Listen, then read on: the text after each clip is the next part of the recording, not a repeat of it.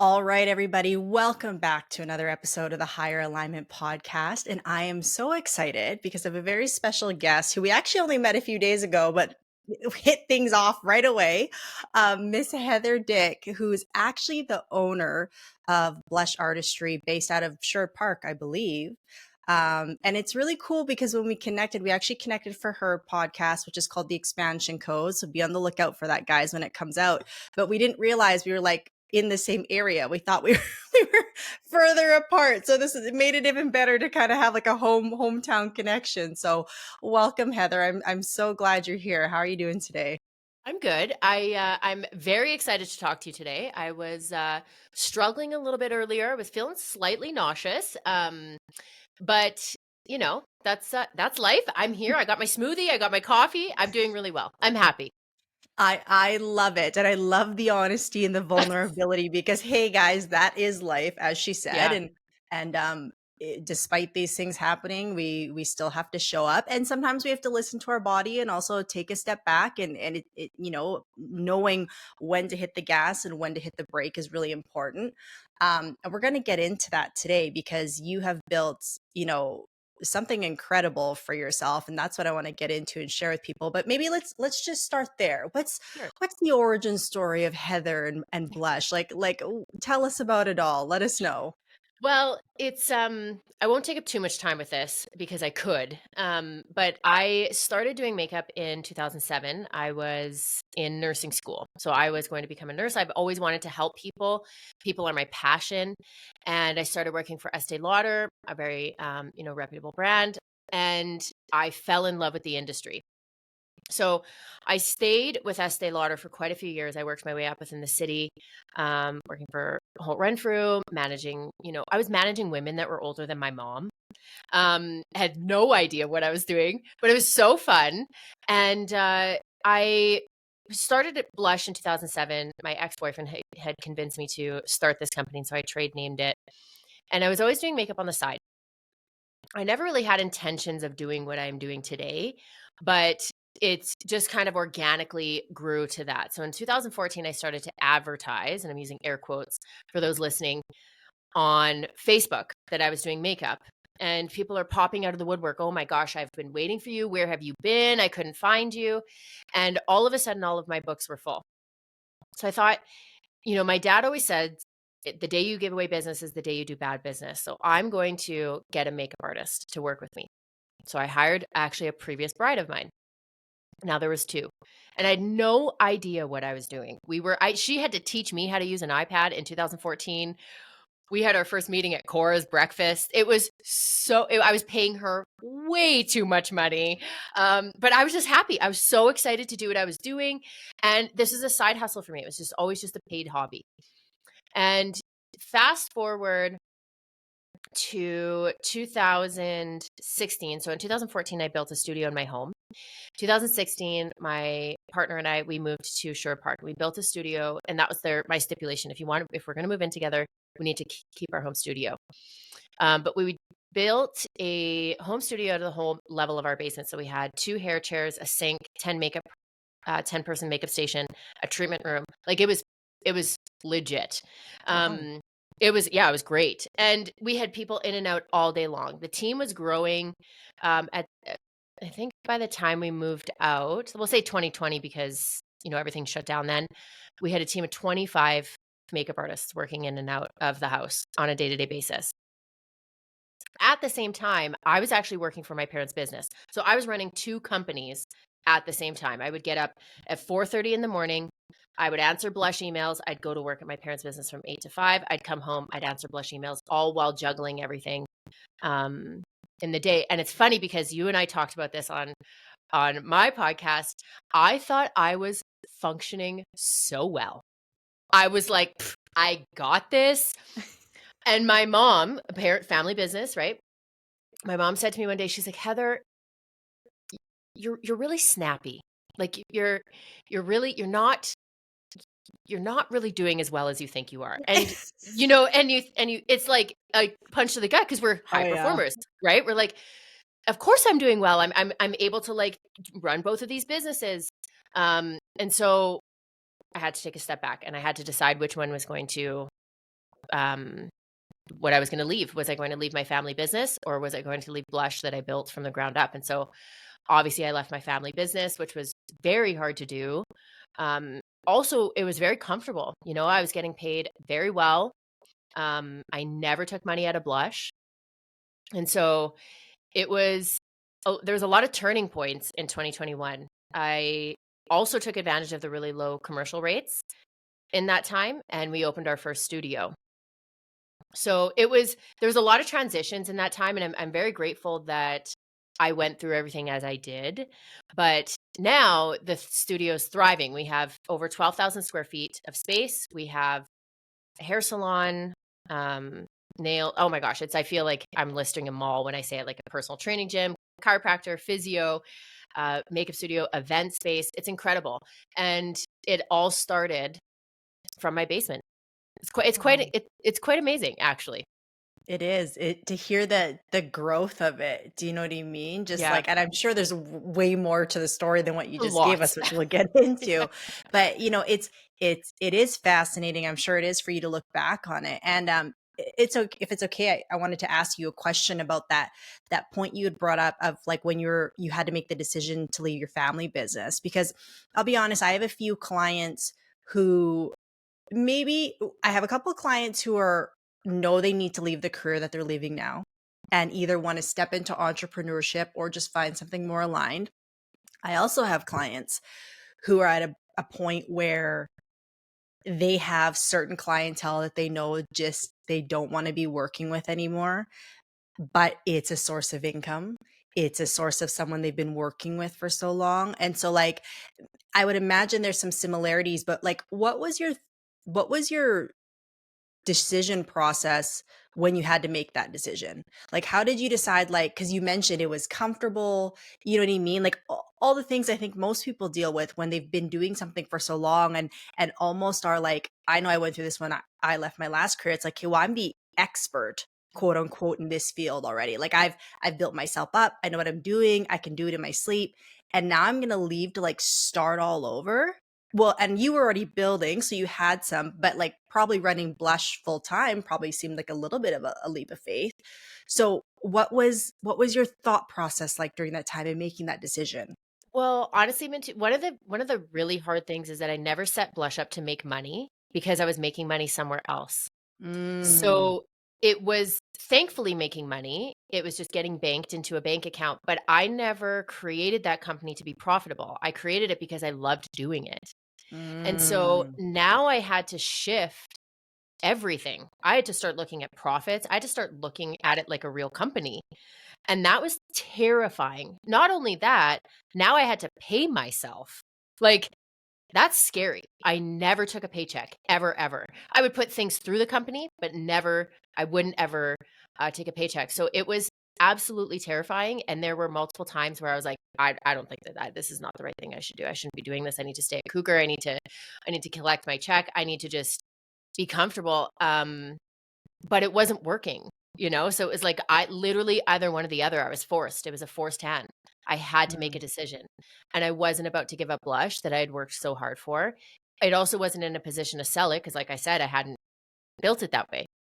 mhm, Um, and so there were a lot of sleepless nights, like the building a commercial space. It was there was a lot of times where I thought, like, what am I doing? Like, am I even qualified to do this? Can I even do this? Is this going to succeed? And but then I would have to coach myself because I've had lots of coaches in my life, and a blessing. I've had many um, anxiety attacks to get me there, though. Uh, I remember saying to myself, the worst that happens is I go bankrupt. That's the worst that happens. mm, I'm not dead. I'm still alive. I still have my boyfriend. I still have my family, and I would have to coach myself that way. I also had a huge nest egg that was just sitting there that I just pretended wasn't there. mhm. Um, but the decision to actually do it, um, it's one of the scariest things I've ever done. Yeah, for sure. It was like jumping off a building without anything attached to me. It was terrifying, terrifying. I'm so glad you said it that way because I think people have like if you listen to business conversations, people will say like, "Oh, it's scary," but then they're like, "But you just got to do it." And it's like you do just got to do it, but there's Yeah. a very real fear, anxiety, overwhelm, sleepless nights, questionable nights that comes up. And the reason I'm glad you said this and I want to highlight this is because like that's actually a normal part of the process. But I think what most people do is they look at those and then they look at that as a reason not to do it. They Mhm. look as a reason to stay safe and stay comfortable. But it's like, as shitty as it feels in the moment, like that shows you're on the brink of growth. And it's like you can't really grow unless you have those moments, right? Hopefully you can process them and manage them in the best way possible. And I love what you said about like the worst case scenario is I go bankrupt, which sounds scary to a lot of people, and it is. Sure. Yeah. But you also said, but I didn't die. And Yeah. that's like my slogan with my clients. I'm like, but did you die? And it's Okay. like it sounds cheeky, but it's true, Yeah. you know, and we make up these fears in our heads which are valid and feel real, but man, do they take a hold of us sometimes, you Mhm. know? Well, and with my last expansion, so Blush started as 4,700 square feet, the commercial space. So think about even that. I went from a 700 square foot basement to 4,700 square feet. I had no idea how I was going to fill that space, but I built a great reputation in the industry. People were lining up to work at Blush. Blessings, you know, like um, I'll give myself a pat on the back for doing well in that regard. With our last expansion, taking over 8,000 square feet next door, it was insanely uncomfortable. I was not prepared to do it. I didn't It was more like taking an opportunity that had come to me instead of, okay, you know what, now's the time to expand. It was like, listen, if you want to expand, now is the time because this place is empty. So I didn't have that nest egg. I just finished building a $70,000 spa in Blush, cash. Um, and then all of a sudden, this opportunity to take over the space next door, knock out a wall, build our portfolio was presented to me. And there were times, and I'll say this, and if any Blush girl is listening to this, we made it through, so don't be scared. But there were times where I do payroll every week. I was like, fuck, I don't know if I'm going to make it. I don't know. Mm. And now I had a line of credit that I didn't really touch. So I didn't put myself in a bad way. And with the expansion, there was a $70,000 tenant improvement that was coming to me. So once everything was done, I'll get, a bunch back. But people don't talk about that. They don't talk about those. You want to talk about uncomfortable? That is insanely uncomfortable. Sitting on my couch, looking at Cameron, bawling, like I have no money. And I know there's good things ahead. I am trusting that. And this is all for the greater good. And we're going to build Blush and its brand and the company. But holy smokes, this is not easy. It was like, one of my big security things is having money in my bank account. And I felt like I was floating in space, not anchored down to anything. It was so, so scary. So okay, so let's stay there for a bit because this is so powerful what you're talking about. Because what I hear from what you're saying is, despite this like gut wrenching fear, you chose faith and you bet on yourself, right? Hmm. Like that's what I hear through all of this. So how long did that phase last? And for the record, I'm sure that as you continue to grow as a business, you'll probably still hit those moments at different times. Just the level of it will change and probably how you navigate it will change. But Yeah. like, how long did that period of like, oh my God, like holding on by the seat of your pants last? And then how did you, like you said, you self coach yourself and the things you said, but like walk me through what that process was like on a daily, on a monthly, like, cause this is what people need to hear because it's real. It happens, you know? Okay, so it's crazy. I have tears in my eyes thinking about this. So I just sent the email today for that $70,000 check, and we took over the lease June 1st. So that is, if I don't know when this is going to put out, that was a year ago. So I started talking about taking over this lease at the end of April in 2024. It's now April 2025. So it has been a year of this very uncomfortable. Really, like, it was like when I first took that lease over, it was like, "Oh my god, this is so exciting. It's gonna be super turnkey. Everything's built." And it was the exact opposite. I had to build stairwells, I had to build fire escapes, I had to it was crazy. Things that were really unseen. And so it's been a year of that. Now, Blush is set up, it has a lot of cash flow.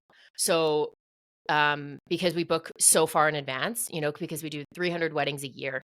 Um, and that's a bunch of deposits coming in this year for next year. So thankfully, that nest egg was starting to build up actually quite rapidly, and I'm very cheap. So I don't spend, I'll eat rice. But so over the past year though, that that time span of like, I don't know if I'm going to make payroll was probably July to December. So 6 months of solid, "Oh my god, what am I doing?" Because if you I mentioned that I'd built a spa, um, it was just done being built in June. So it was like, "Okay, now if I don't take the space over, now I'm just gonna build back up that nest egg that I spent the $70,000 on building the spa." And then it was like, "Oh, no, no, no, we're actually gonna take on 8,000 more square feet." So, um, it was a long time. It feels like yesterday, Right. but in this moment, you're in the moment, it feels like you're never gonna get out. You feel like you're drowning. Right. Um, so the practices that I would give, I've got a really good self practice. I've got a really good like routine, daily practices. I applaud myself actually for sticking with it. Don't really drink a ton, so I don't spiral that way because I know that it's really easy to want to escape. That's my thing. I just want to escape. I want to go. Yeah. So I don't drink a ton, which is a big help. Even a glass of wine, I just don't have it. So every day I will go for some sort of walk. I have really positive self talk. And if I catch myself spiraling into that, like, "Oh my God, Heather, you idiot, what are you doing?" I stop myself immediately because what I say is true. What I say becomes true. So, like, even today when I was feeling nauseous, I was like, "Heather, don't just tell yourself you're feeling okay." I mean, it doesn't always work that way because I actually felt nauseous. But, you know, but the whole like, I'm stressed, I'm overwhelmed, I'm broke, all of these things come to fruition, and they're proclaiming um, sentences. Mhm. So I would every single day, I would get excited when I made payroll. I would get excited, like, "Oh my God, I was able to do that. That's incredible. I can't believe this. I can't believe that I was able to do this without having to take a loan." And that's like clout. I could have easily taken a loan. Like it's people take loans all the time. Um, but the having a really good support system around me helps as well. And I don't think people give enough credit to the people around them because, Cameron would sit on the other end of the couch with me and he's like, "Heather, you're in it. You got to get through. You're going through it, and you'll come out the other side and it'll be great." And just having perspective too, you know. Um being able to go from 4,000 square feet to 12,000 square feet now, like, the opportunity is incredible, but it could be crushing, if I allowed it. If I was that type of personality, I would have been crushed probably 6 months ago, and I wouldn't have continued. But what am I gonna do? Break a lease? Right. Well, I mean, yeah, right. From a logistical standpoint, that's true. But what I loved you mentioned in there is the fact that like you took the time to celebrate those wins when they came up. That's a Mhm. constant conversation I'm having with people where I find like high performers, they almost feel like they shouldn't celebrate them because it just should be. You know what I Right. mean? Like you could have just easily been like, "Well, I should be making payroll. I should." So Mhm. then when it happens, you're like, "Well, there's nothing to celebrate. That's what I quote unquote should be doing." But that, like, A, robs you of any joy in life. Mhm. Honestly, if you can't even give yourself a pat on the back for something like that, then, you're probably not doing it in the big things either. And then it also keeps you on this constant chase of never feeling fulfilled. You know what I mean? Because you're Mhm. constantly looking for the next thing, but even the little next things that come up, you're not even taking the time to acknowledge them. Mhm. So I love that you said that because every time you take that moment to celebrate that little win or big win, no matter how big it is, you're stacking evidence that you're making progress. Right. Which is what Mhm. we need when we're going through times of uncertainty. Even as you said, you went from 4,000 to 12,000, right? But Yeah. you also at one point went from 700 to 4,000, right? Huge. Yeah. So you making that jump at that time stacked a certain amount of evidence of saying, hey, 100%. okay, so I can do it. Now I'm Mhm. taking another jump. But even though this jump might feel bigger, I do remember in my nervous system, in my brain, that I have evidence that I've made a big jump before. So I'm just going to trust that. Even though the jump might look a little different, I still have the skills I need to make the jump, right? Mhm. But this is what celebrating those little wins does. It reinforces that, where everyone, not everyone, but a lot of people are stuck in the opposite thinking, saying like, well, I'm not gonna celebrate anything till I really get there. But then it's like you're kind of working against yourself then, because like you said, it's a self-fulfilling prophecy of like, you're not good enough yet, you're not good enough yet, you're not good enough yet. But then Totally. it's like, okay, well, there's this great guy.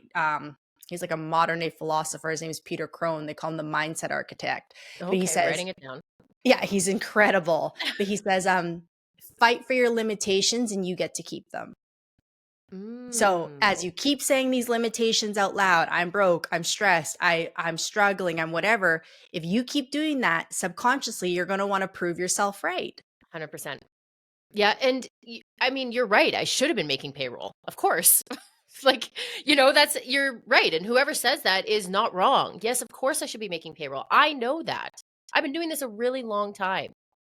But what you said about the building confidence and stacking confidence is so incredibly true. And when I work with clients, because now I've started coaching beauty entrepreneurs that are taking that jump, um, because every mistake I've made it, so you can learn from me. Make your own, obviously, because you learn the most. But that jump from even going from mobile only to building a home studio. I think our home studio cost $20,000 for free labor from Cameron. So that's a lot of money. $20,000 for a company that I'm not, think about it. A makeup application costs $85. That's a lot of makeup applications that you have to do in order to make that back. And I'm paying my team. So at this point, which is anyone listening to, I know you're going to roll your eyes. It was a 70-30 split. I was only making 30% commission. So, you know, that's a lot of services that you have to put out. So that $20,000 build out in the home basement, now I've committed to 4,700 square feet, and that build out was 180,000. And that is huge. And I almost had an ignorance is bliss approach to it because I didn't really see the undertaking. I didn't know how big of a job it was. And so when we were going through it, it's like, well, it's just electrical. It's just drywall. And that was honestly a saving grace. But that gave me all of the confidence in the world. So when I took over the 8,000 square feet, I knew that it was going to work out. I knew. It was just insanely uncomfortable wading through that really, really deep, thick molasses to get out of it.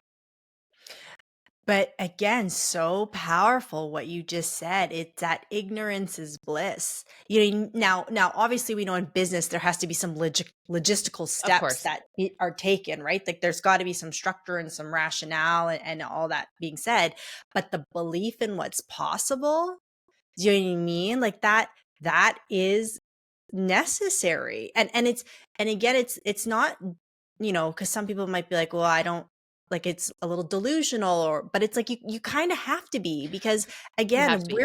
we're our own biggest obstacle, right? Like I could sit here and talk to you and believe in your dreams all day long, but then once I get inside my head, the reality is as a human is I have my own doubts on myself, right? And Mhm. vice versa. Like, but it's being able to work through those blind spots and just trust in, like, whatever you believe in, but a higher power than just you. Like if I am devoted enough, if I'm dedicated enough, like it'll show up some way, somehow, But Mhm. again, I love the fact that you're highlighting all this, because I think when people are at the start, when they go to try something, they have all the optimism, and then as soon as they get hit in the face with reality and like essentially your dues you got to pay to make this stuff happen, they start to doubt whether they should do it. But it's like, no, this is just this means you're on the right path, is the doubt comes up. Yeah, I mean, it's okay to doubt. Like, I think that doubt is okay. I mean, doubt challenges you. It's kind of the same thing as feeling guilty. Like, those negative emotions can drive you forward if you're able to harness them. If you don't allow them to crush you, if you don't allow that doubt to doom spiral you while you're laying in the tub with candles all around you thinking, "Oh my God, I'm an idiot." If you can still get out of the tub and think, "Okay, no, I got this. It's okay. It's a new day. It's a new day." The doubt is okay because it'll challenge you to think of a different way, and it's going to make you think in a more positive way and push you through. I think that it's when we become our own worst enemy, and it's really easy to do. I will say also, back to the ignorance is bliss, being ignorant as to how big of a job it is, I think is helpful in the sense of, like, if you were to build a house, you wouldn't want to count out all the screws that you needed. You don't need to know how many 2x4s are in your house. So that's where the ignorance is bliss came in when it came to the build out. It was like, no, I know we need to build walls and put lights in and paint them and get floors and have door handles. I know this stuff. But I don't need to know every single detail, because that's when you can start to really hyper focus. And I did get there for sure. There's a lot of sleepless nights.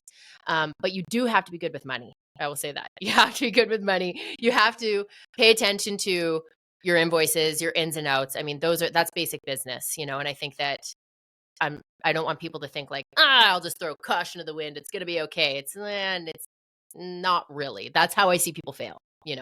No, no, again, 100%. There has to still be some logic and some structure and Totally. all that in it. But again, it's like the belief that it can get done, and the way in which we get there has to be a little bit more logical, and again, just basic business practice. You still have to look at your P&L, right? Yes, Look totally. at all of that.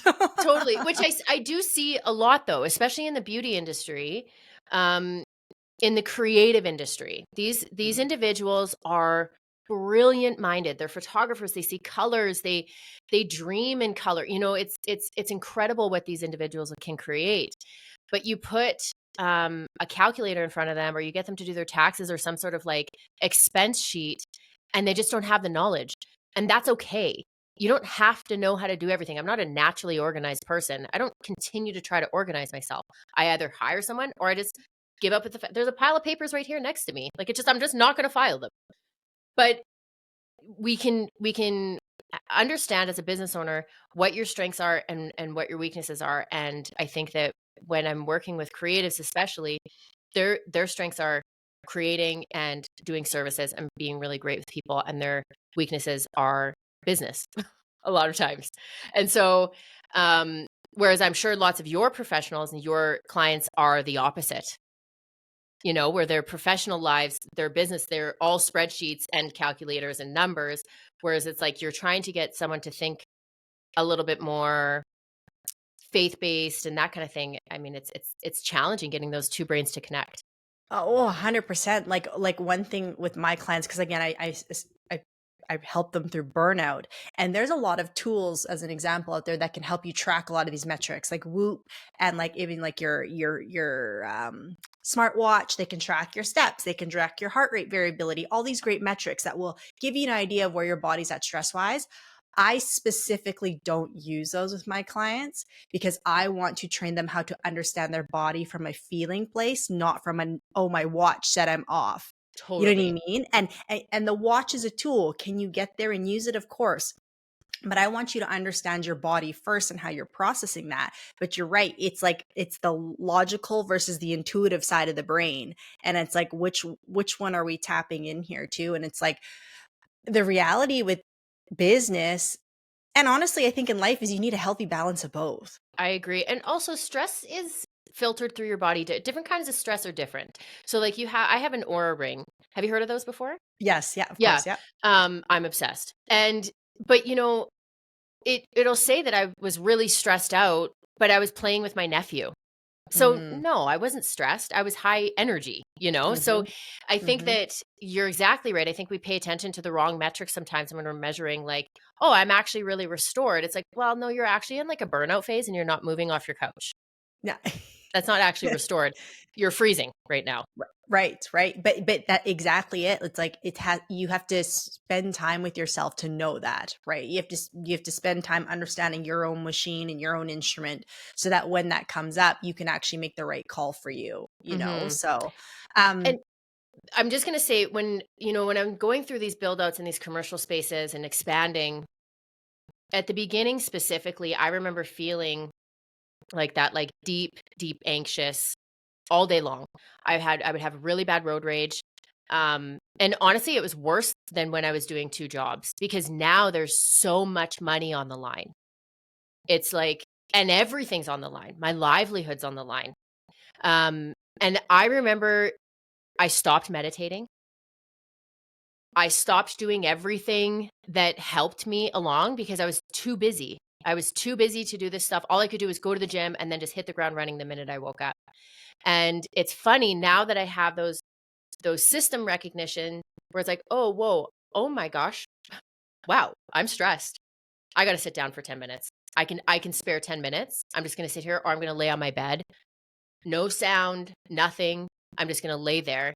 And that takes a lot of practice. That takes a lot of recognition. Also, it takes um, a lot of meditation to understand what happens when you don't meditate or when you don't sit in silence. It's like eating salads and super, super healthy food for 5 years, and all of a sudden you're like, "Ah, screw it, I'm going off the deep end. I'm gonna drink alcohol and eat McDonald's every day." You know how it feels to feel good. yeah, because then you have a different vantage point, right? And then oftentimes I know I did this. I looked back. I'm like, how did I live my life like that Yeah. for so long? Like, how did I function like that? Like when I look at my last career, like, oh my God, like I don't know even how I did it but I also didn't know anything different. Right. Right? So and exactly what you're saying is so important. I take my clients through that all the time, but like you'd be surprised. Well, you probably remember, but same thing. When you first start and you structure in those 10 minutes, like I make my clients at the beginning like schedule it in, set an alarm because I'm like, when you start to like schedule in these 10-minute breaks, I said, yeah, it doesn't sound like a lot. I said, but as soon as that 10-minute break comes up, your brain's gonna go, we don't need this. Why are we Mhm. doing this? We've never done this before. You can keep working, you can power through.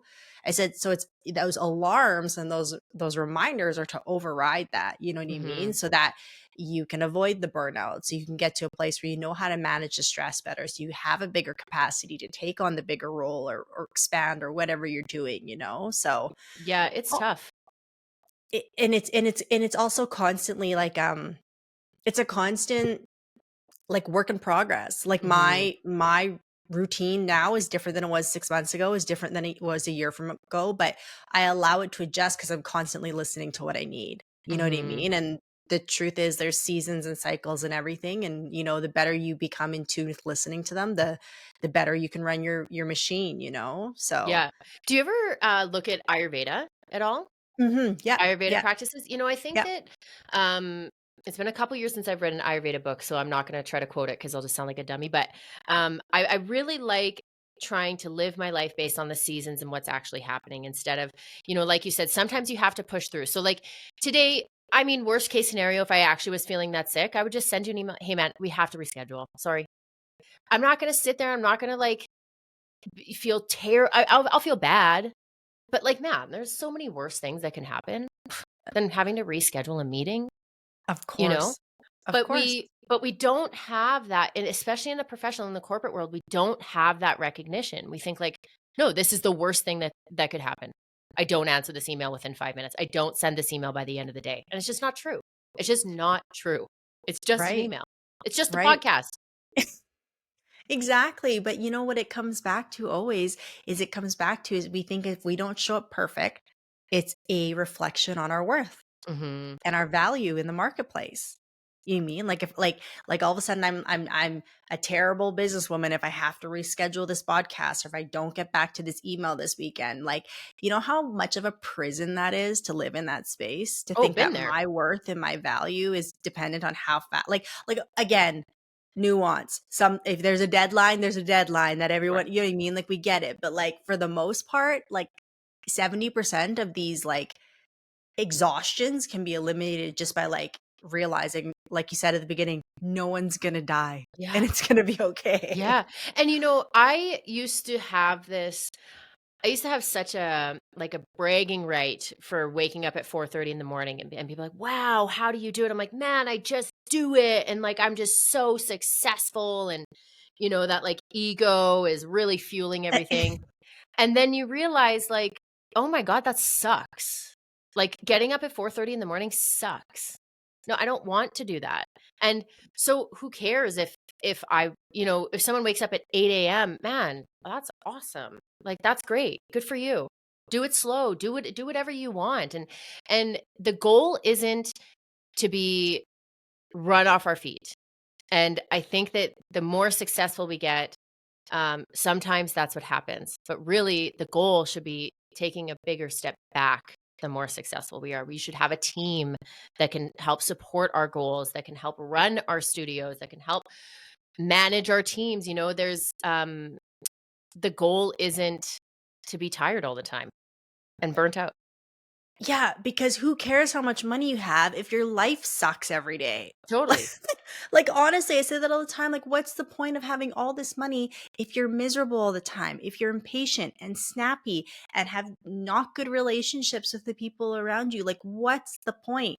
Hmm. The point, people think, is because when you've proven yourself with all this money, that all of a sudden that's going to give you some type of validation, and all of a sudden you're going to magically feel better about yourself. But that's never the case. No. We've all heard of all the multimillionaires and billionaires who are some of the most miserable people on the planet. And Hmm. some of them are really happy, but I Sure. think those are the people who've taken the time to redefine success on their terms, right? And do the things that make them most like understand that it's just not that matters. It's the connections, it's the support system, it's your overall health.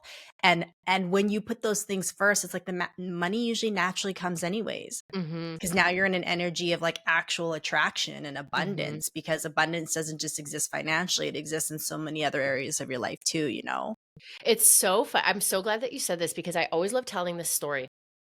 So it's over the past 6 months, well, not past 6 months. We'll say it from that June to December when I tried not to say I'm bleeding money, but I was bleeding money. Money just could not stay in Blush's bank account. But I was doing renovations, so like contractors need to be paid. That's part of it, right? I remember thinking at the end of the year, it's like, whoa, where's this?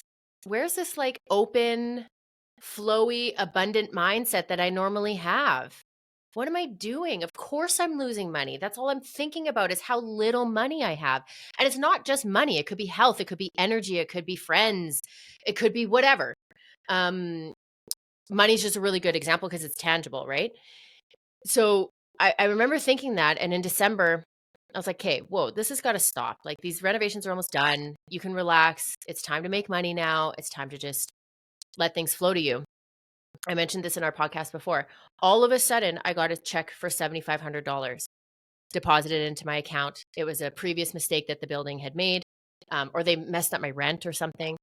And then another check came for $4,500, two different checks, uh, adjustments from 2024.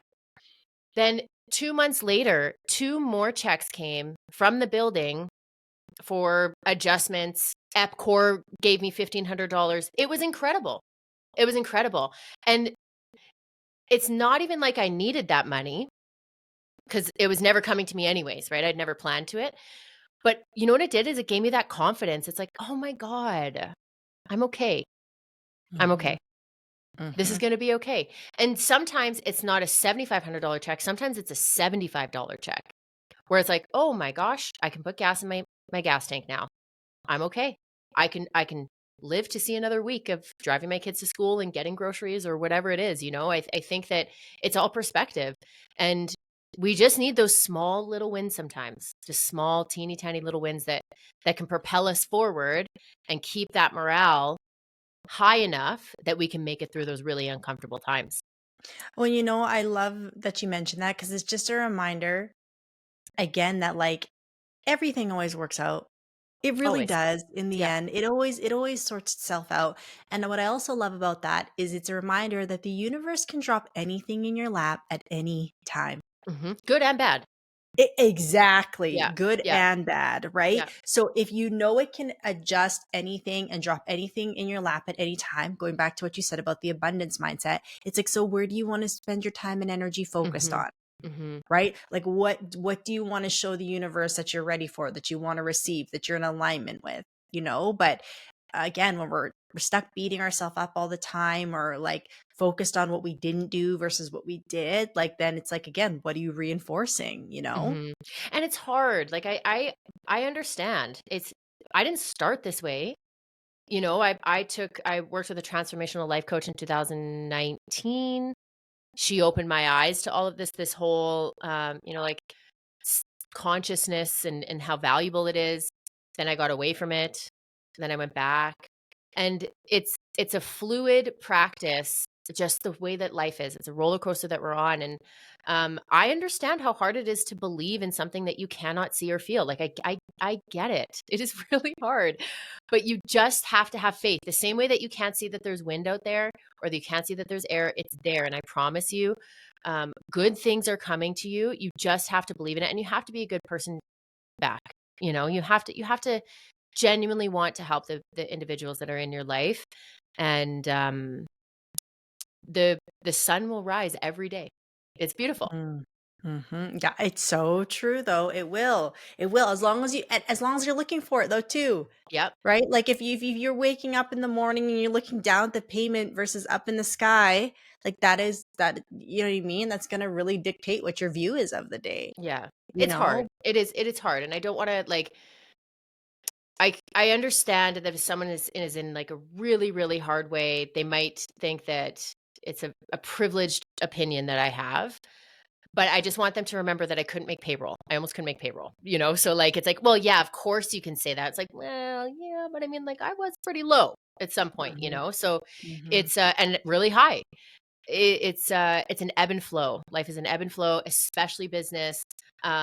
And I remember having a conversation with a professional. He's been in media for like 35 years, so he's seen every trend. And I was giving him a tour of the space before it was done, and he said, Heather, the richest people I know were the poorest people I've ever known at some point. And they were poor for like a couple years. It took a while. But now all of that risk and all of that uncomfortable feelings that they had, all of that, it paid off. And it did end up paying off. And now my goal is not to be a billionaire, but that's just a good point. Yeah. Well, it's like if you listen to any of these guys or females who are doing, podcasts and long form content now that are millionaires and billionaires, like pretty much all of them have been bankrupt at one Yeah. point. Yeah. Like every single one of them. It's almost like a rite of passage to being wealthy. Yeah. Yeah. So maybe we end up at that point, maybe we don't, but the point is, and I think if everything that you're saying is that, like, A, you just keep going, and B, you just bet on yourself Yeah. and have some faith. And that I didn't even know this is where we are going to go in this episode, but I think that's the theme of all of it and all that you said.